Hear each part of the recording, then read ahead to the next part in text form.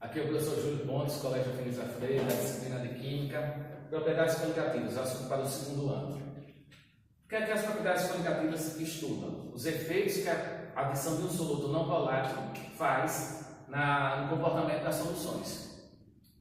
O que é um soluto não volátil? Um soluto que tem uma alta temperatura de ebulição. Como é que funciona isso? Vamos pegar aqui o diagrama de fases.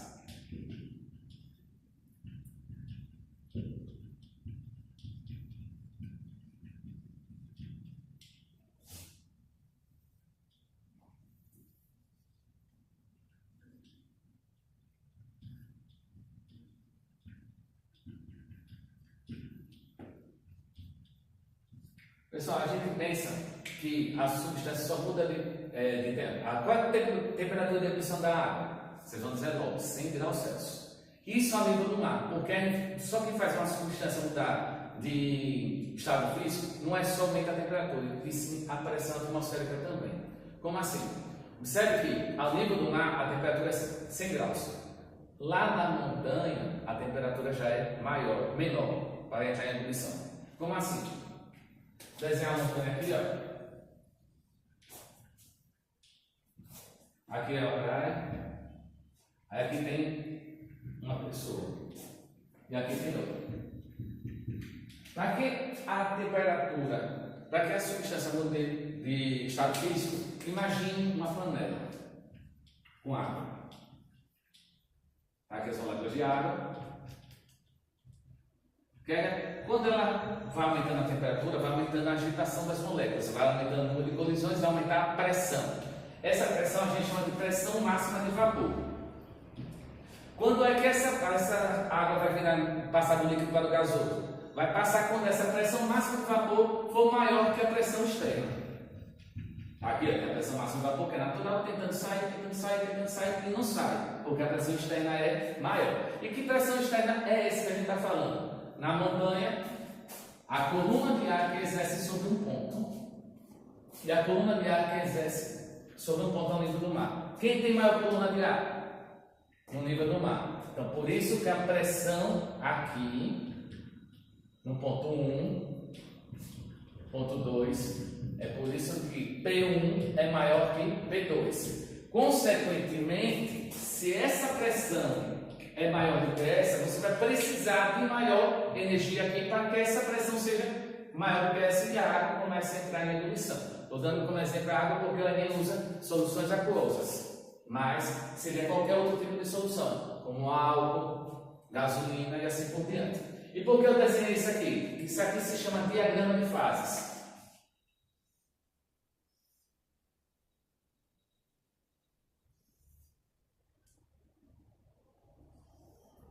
Aqui eu tenho um ponto T, aqui estado físico sólido, estado físico líquido, estado físico gasoso. Certo? Observe que eu posso ter essa temperatura aqui tanto no estado físico gasoso como no estado físico. Vou mudar aqui, botar a temperatura e aqui que eu vou botar a pressão. Ó, observe que nessa temperatura aqui, eu posso ter estado físico sólido, como eu posso ter estado físico gasoso, a depender de qual pressão ele se encontra.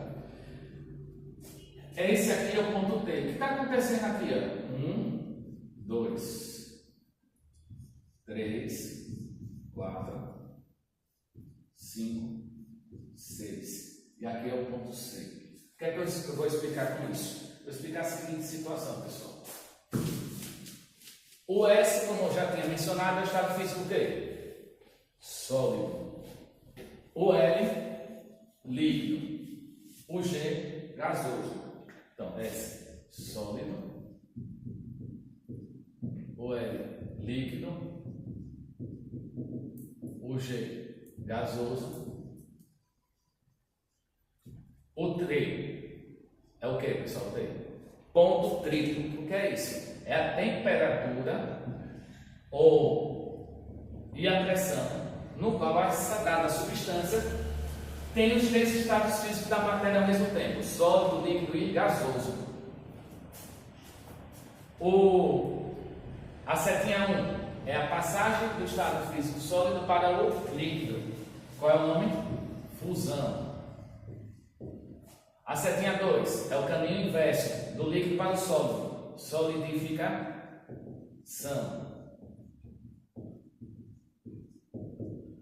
O 3, a passagem do líquido para o gasoso. Vaporização.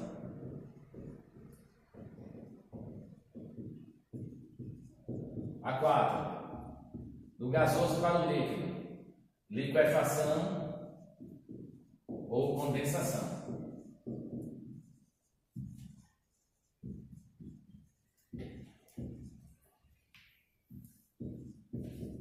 A 5 é a passagem do estado físico sólido direto para o gasoso. Qual é o nome dele? Sublimação. Que é o mesmo nome da 6. Só que pode ter um outro nomezinho que é chamado de ressublimação. Que é o caminho inverso, que é a passagem do gasoso para o sólido sem passar pelo líquido. E o ponto C, pessoal, esse aqui. É um ponto que a gente chama de ponto crítico.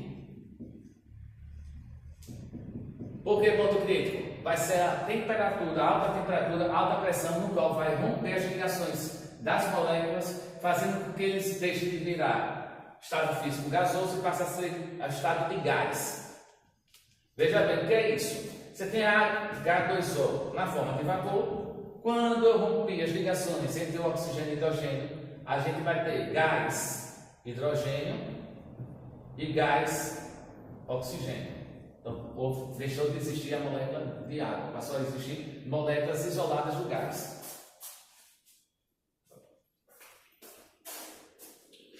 Muito bem.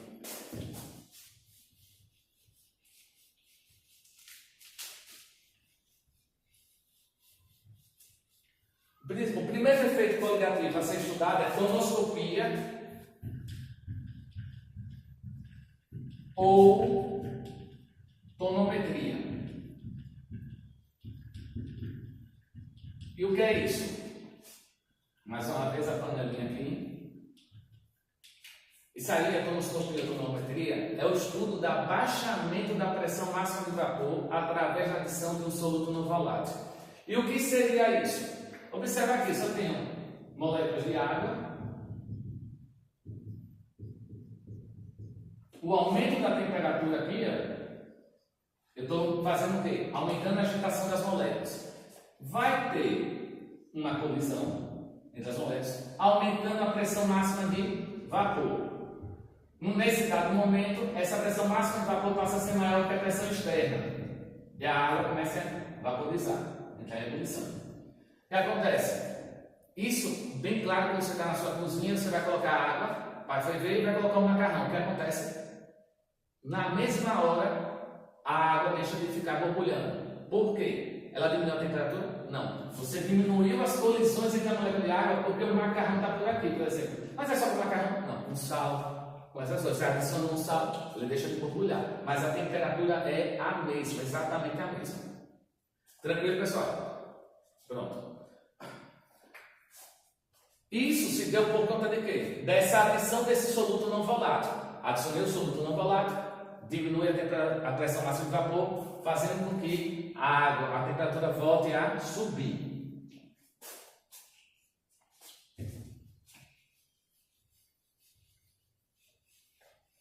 E é o princípio natural da panela de pressão. A panela de pressão, exatamente. Como é que funciona a panela de pressão? Como eu afirmei que a panelinha está aqui, e para a água, está aqui a panelinha de pressão, tá? A água começou a ferver, só que ela vai ferver a uma temperatura maior. Como assim? Observe o seguinte: a pressão máxima de vapor tem que ser maior que a pressão externa. Só que vamos dizer, pegar uma panela convencional, a pressão aqui é de 1 atm, a externa, e vamos dizer que a pressão máxima de vapor aqui seja de 0,4 atm.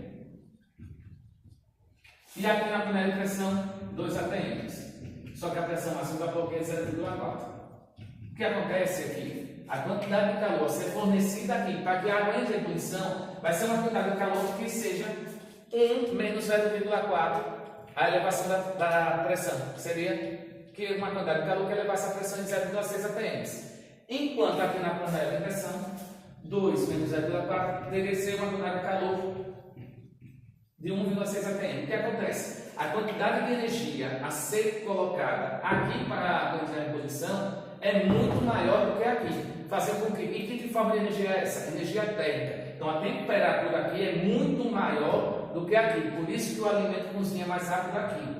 Porque enquanto aqui a água entra em ebulição, lembre-se, substância pura, temperatura de ebulição constante. Então aqui chegou a 100 graus Celsius. O que vai acontecer? Vai continuar a 100 graus Celsius. Aqui vai chegar a 100 graus Celsius quando atingir a diferença que mantém. Vai continuar subindo porque ela não entrou em ebulição ainda, porque aqui tem 2 atms. Então, o alimento vai estar lá com 130 graus Celsius, por exemplo, de temperatura. Então, ele vai cozinhar mais rápido porque vai receber mais calor. É o princípio da panela. Ah, pessoal, isso cai nem cai. Cai. Por isso que eu digo que a química do segundo ano é bonita, porque a química do segundo ano é aquela que tem mais efeitos no dia a dia. Beleza? Onde é mais rápido cozinhar o ovo, pessoal? Na praia ou na montanha? Ó, estou tentando cozinhar um ovo aqui. O que acontece é o seguinte: como a pressão ao nível do mar é maior do que a pressão aqui, por exemplo, aqui a temperatura de ebulição vai ser o quê? Menor. Temperatura de ebulição 2, temperatura de ebulição. Enquanto aqui, por exemplo, vamos dizer, no Everest, a temperatura de ebulição da água é 71 graus Celsius, quando chegar a 71, permanece 71, constante. Então esse ovo aqui vai precisar mais tempo recebendo esse calor para ele cozinhar, enquanto aqui vai chegar a 100 graus Celsius. Passou dos 71, 72, 73, então a temperatura está sendo muito maior. Então, para chegar à ebulição, leva mais tempo. Ebulição leva mais tempo. Para cozinhar, mais água. São grandezas inversamente proporcionais. Vamos para o segundo efeito coligativo.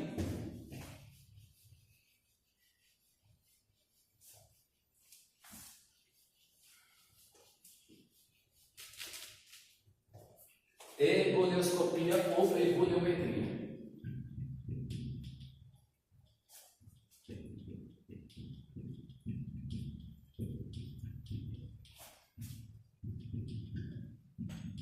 É a adição de um soluto não volátil, aumentando a temperatura de ebulição.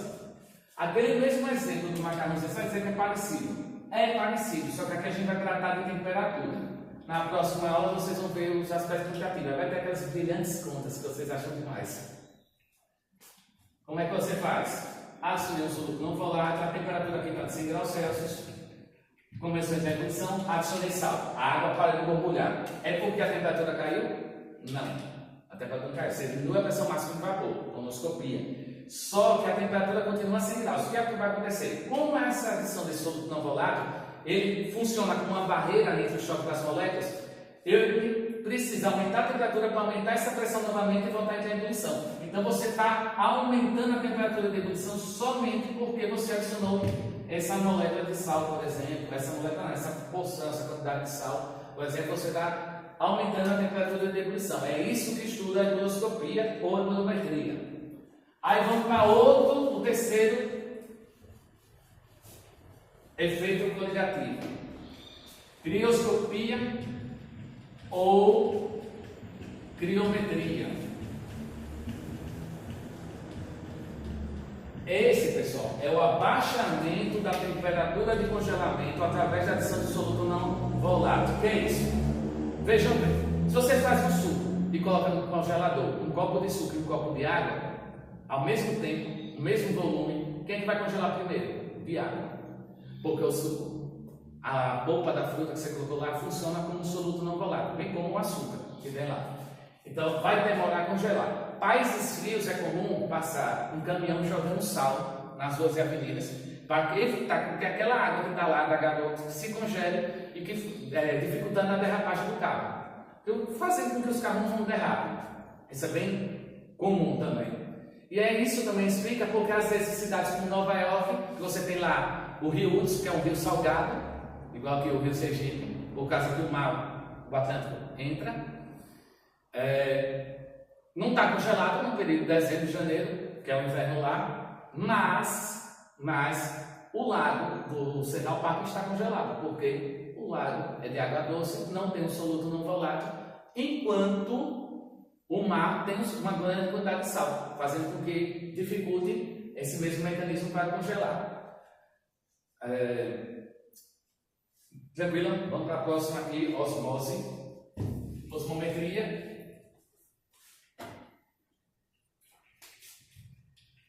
Osmometria. Pessoal, a osmometria vocês têm que entender primeiro como é que se realiza a osmose. A osmose eu tenho 2 tanques e aqui, pessoal, é uma membrana semipermeável. O que é membrana semipermeável? Pessoal, normalmente é utilizado gordura de porco. Qual é a função? É o seguinte: ela cria barreiras para as grandes moléculas e deixa passar as micromoléculas, as pequenas moléculas. Então eu tenho aqui, olha, 2 tanques, certo? Um hipertônico e o outro hipotônico.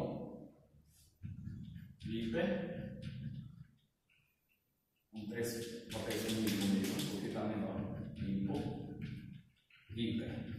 Hiper é quando está muito concentrado e hipo pouco concentrado. Considerando que aqui seja água doce e aqui água do mar, o que vai acontecer? Eu vou ter um fluxo de moléculas de água com a finalidade de tornar os 2 tanques com a mesma concentração, ou seja, isotônicos. Então é aqui, olha, fluxo de água passando do tanque menos concentrado para o mais concentrado, criando uma diluição desse aqui com a finalidade de tornar os 2 meios com a mesma concentração, certo? Depois, agora a gente vai trabalhar o quê? A osmose reversa. Por quê, pessoal? Que a gente vai ver o gradiente reverso na hora de fazer com que, em vez de sair do hipo para o hiper, para que eu quero diluir água de sal?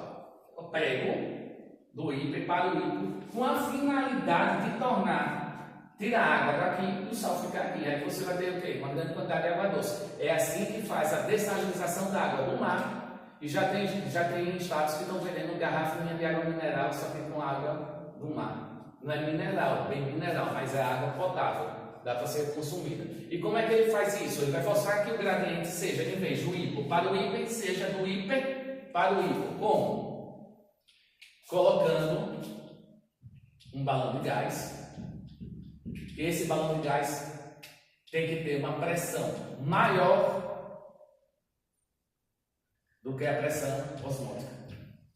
Então, o gradiente está exercendo uma pressão nessa membrana, enquanto esse é maior. Então, ele vai fazer com que o fluxo seja reverso. Beleza, pessoal?